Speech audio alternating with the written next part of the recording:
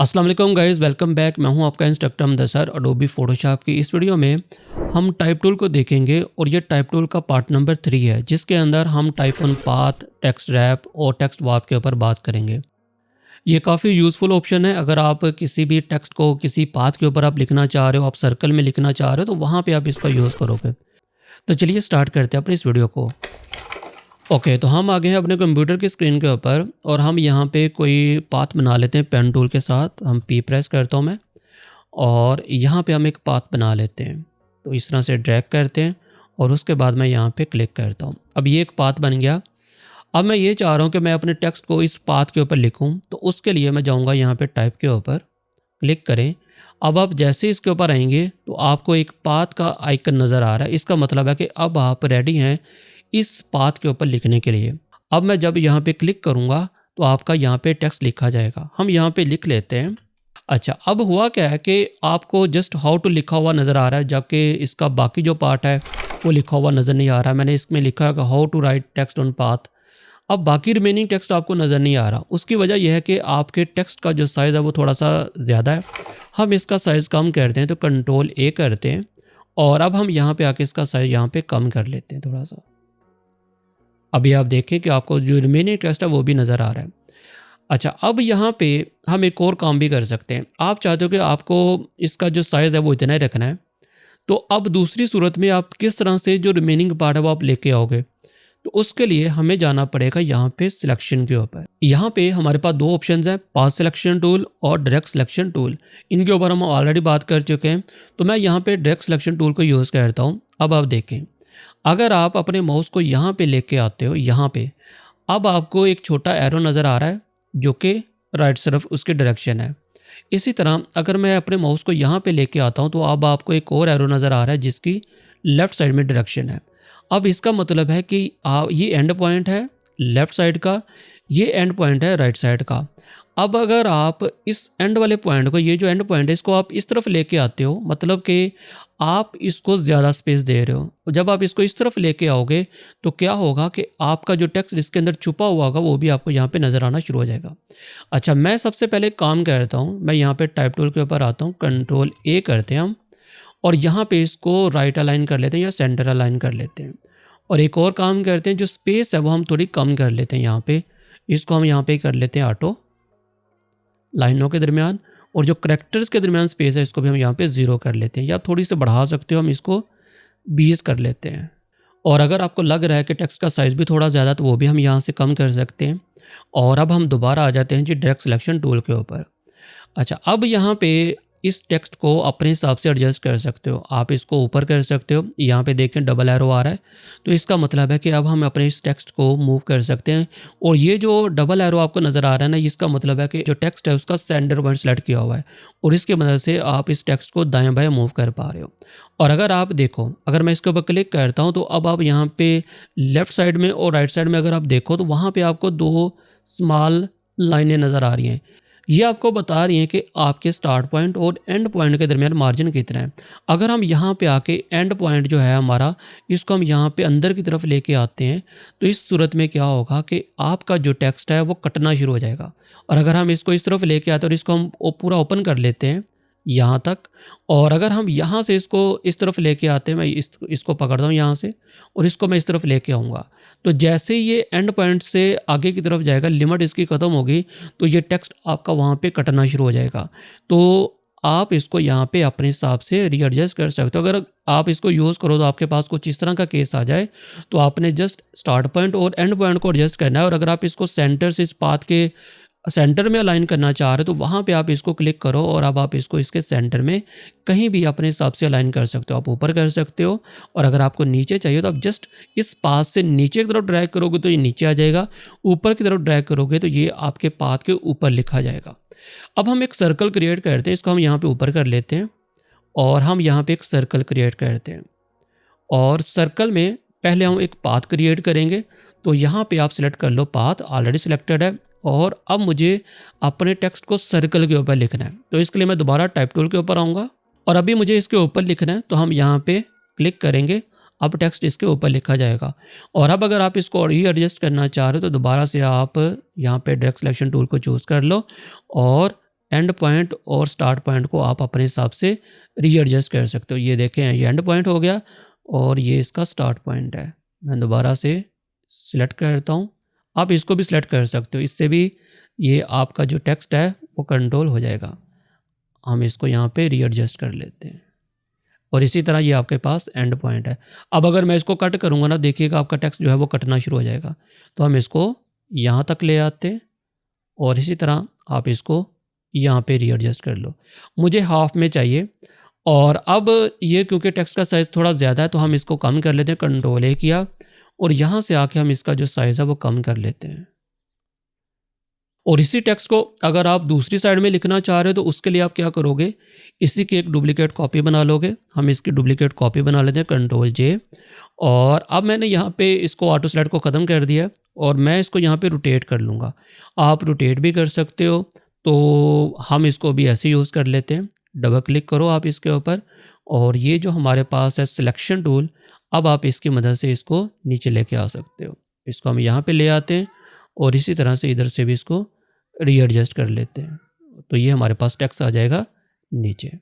और अगर आप इसको सीधा करना चाह रहे हो तो वही आप इसको अंदर की तरफ कर लो, तो ये आपका टेक्स्ट इस तरह से हो जाएगा। अब आप अगर इसका साइज़ रीएडजस्ट करना चाह रहे हो, मतलब आप इसके मुताबिक करना चाह रहे हो, तो वहाँ पे हम क्या करेंगे, कंट्रोल टी प्रेस करेंगे और अब हम यहाँ से इसका जो साइज़ है इसके मुताबिक कर देंगे। तो हम यहाँ पे आल्ट प्रेस कर लेते हैं और सेंटर से इसका साइज़ इंक्रीज़ कर लेते हैं। अब इसका साइज़ थोड़ा कम है, इसका साइज़ थोड़ा ज़्यादा हो गया, तो ये आप मैनेज कर सकते हो। आप इसके ऊपर आओ, देख लो फ़ॉन्ट का साइज़ 44 है। तो इसी तरह से हम इसके ऊपर आ जाते हैं और इसके टेक्स्ट का जो फ़ॉन्ट का स्टाइल है साइज़ है वो भी हम 44 कर लेते हैं। और करैक्टर्स के दरमियान जो स्पेस है उसको भी रीएडजस्ट करना है, तो हम यहाँ पे आते हैं और स्पेस को रीएडजस्ट कर लेते हैं। तो जहाँ पे आपको लगे परफेक्ट है आप उसको वहाँ तक सेट कर सकते हो। अच्छा, अब हमारे पास अगर कोई शेप है, इसको हम ग्रुप कर लेते हैं और इसको भी हाइड कर लेते हैं। इसी तरह से ये जो नीचे वाला है इसको भी हाइड कर लें। अच्छा, अब अगर आप अपने टेक्स्ट को किसी शेप के अंदर लिखना चाह रहे हो या कोई पाथ है स्पेसिफिक आप उसके ऊपर लिखना चाह रहे हो, तो वो आप कैसे लिखोगे? तो उसके लिए हम क्या करते हैं, यहाँ पे एक शेप बना लेते हैं, कोई भी बना लो शेप। अभी हम ये इलिप्स ही ले लेते हैं और ये हमने एक शेप बनाई, पाथ बनाया और अब हमने अपने टेक्स्ट को इसके अंदर लिखना है। तो हम यहाँ पे आते हैं टाइप टूल के ऊपर और जैसे ये सर्कल आएगा, अगर आप क्लिक करोगे तो आपका टेक्स्ट इस सर्कल के अंदर लिखा जाएगा।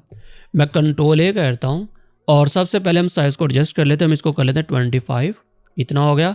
और उसके बाद हमें इसके अंदर और ज़्यादा टेक्स्ट चाहिए तो हम और ज़्यादा टेक्स्ट ले आते हैं। तो टाइप के अंदर जाएंगे और पेस्ट लोरम इप्सम। अब हम इसको रीएडजस्ट कर लेते हैं। तो सबसे पहले हमें जस्टिफाई करना है, इसको साइज़ थोड़ा और कम कर लो। अगर आपको लग रहा है ज़्यादा है तो हम इसको थोड़ा कम कर लेते हैं। और अब देखें, यहाँ पे मुझे ज़रूरत पड़ेगी फुली जस्टिफाई करने की या जस्टिफाई सेंटर करने की। तो मैं कंट्रोल ए करता हूँ, पैराग्राफ में जाऊँगा और यहाँ से हम इसको कर लेते हैं ये वाला। अब आप देखें दोनों तरफ से आपका जो टेक्स्ट है वो इक्वली इस तरह से अलाइन हो गया। अब अगर मैं दोबारा इसके ऊपर क्लिक करता हूँ और मुझे क्या चाहिए कि मुझे स्पेस ज़्यादा चाहिए, तो मुझे थोड़ा सा इसको गैप चाहिए, मार्जिन चाहिए। तो उसके लिए मैं क्या करूँगा, यहाँ पे जो हमारे पास लेफ़्ट इंडेंट है, राइट इंडेंट है, हम इसको यूज़ कर सकते हैं। लेकिन इसको हम कहाँ पे यूज़ करेंगे, देखिए मैं यहाँ पे क्या करता हूँ। अब हम यहाँ पे एक कस्टम शेप बनाते हैं जो कि पॉलीगॉन है और इसके अंदर हमें टेक्स्ट लिखना है। तो हम दोबारा से टाइप टूल को ही सिलेक्ट करेंगे और जैसे इसके अंदर आएंगे तो वही आ गया, क्लिक करें, टेक्स्ट लिखा जाएगा। अब आप दोबारा से इसके अंदर पेस्ट कर दो और कंट्रोल ए करके इसका कलर जो है हम वाइट कर लेते हैं। अब आप देखें यहाँ पे हमारे पास इस शेप के अंदर टेक्स्ट लिखा गया है। और अगर आपको इस जगह पे चाहिए कि आप थोड़ा सा मार्जिन लेके आना चाह रहे हो, आप बिल्कुल लेके आ सकते हो।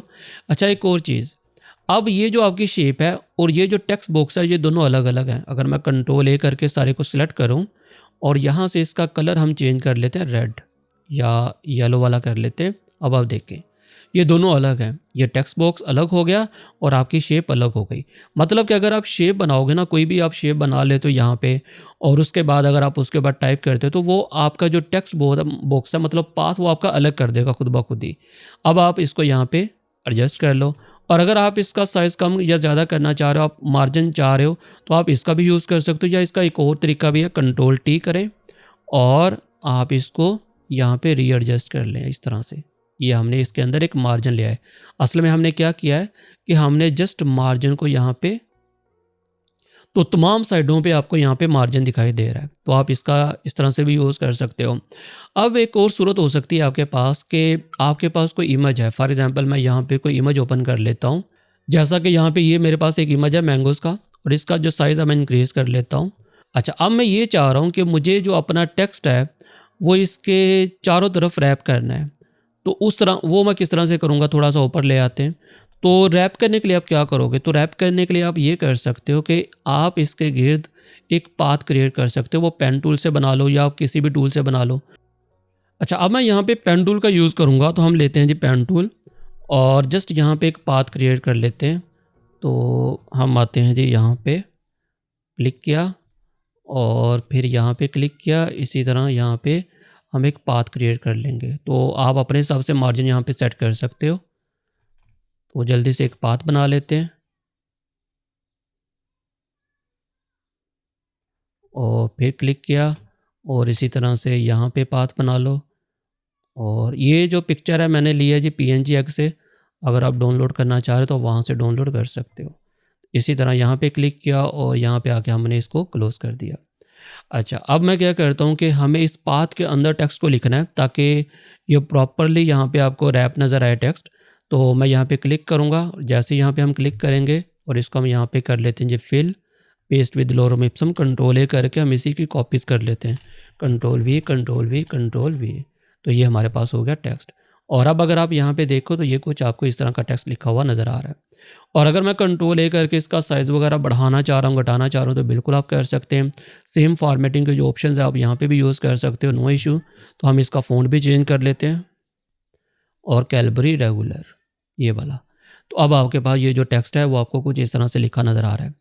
अच्छा, अब हमारे पास एक लास्ट ऑप्शन बचा है जो कि है टेक्स्ट वार्प। वो हम किस तरह से यूज़ करते हैं, तो मैं यहाँ पे इसको हाइड कर लेता हूँ। और ये जो हमारे पास जो हमने पहले टेक्स्ट लिखा हुआ था ना, टाइप ऑन पाथ, हम इसी को यूज़ कर लेते हैं। तो मैं लेके आता हूँ इसको यहाँ पे। और अब आप अगर टाइप टूल के ऊपर आते हो तो यहाँ पे अगर आप देखो तो आपको एक कर्वी सा आइकन नज़र आ रहा है जिसके ऊपर T लिखा हुआ नज़र आ रहा है। अगर आप इसके ऊपर क्लिक करोगे तो अब इसके अंदर हमारे पास मुख्तलिफ प्रीसेट हैं। अगर आप इसमें से किसी भी प्रीसेट को चूज़ करते हो, फॉर एग्जांपल आर्क है, तो आपका जो टेक्स्ट है वो आर्क की शेप में लिखा जाएगा। और यहाँ पे हमारे पास पैरामीटर्स हैं। आप यहाँ से इसको कितना बेंड करना चाह रहे हो, आप हॉरिजॉन्टली कितना इसको बेंड करना चाह रहे हो, तो आप यहाँ से इसकी वैल्यू वगैरह को अपने हिसाब से एडजस्ट कर सकते हो। इसी तरह अगर हम आते हैं जी यहाँ पे आर्च के अंदर, तो हमारे पास कुछ इस तरह से टेक्स्ट लिखा नज़र आएगा आर्च। और इसी तरह से फ्लैग है, फ्लैग में कुछ इस तरह से होगा। तो वही चीज़ें हमारे पास हैं। आप इनको यहाँ से अपने हिसाब से बेंड वगैरह कर सकते हो। अगर आपको हॉरिजॉन्टल ज़्यादा चाहिए, आपको वर्टिकल ज़्यादा चाहिए, तो आप अपने हिसाब से जिस तरह का आप अपना जो डिज़ाइन है वो बनाना चाह रहे हो, आप यहाँ से रीएडजस्ट कर सकते हो। तो ये थी हमारी टाइप टूल के ऊपर आज तीसरी वीडियो जो कि हमने कंप्लीट की।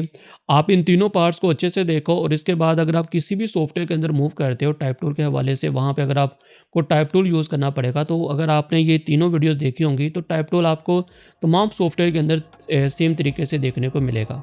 तो आप इसके ऊपर जस्ट प्रैक्टिस करें। मिलते हैं फिर नेक्स्ट वीडियो में, तब तक के लिए अल्लाह हाफ़िज़।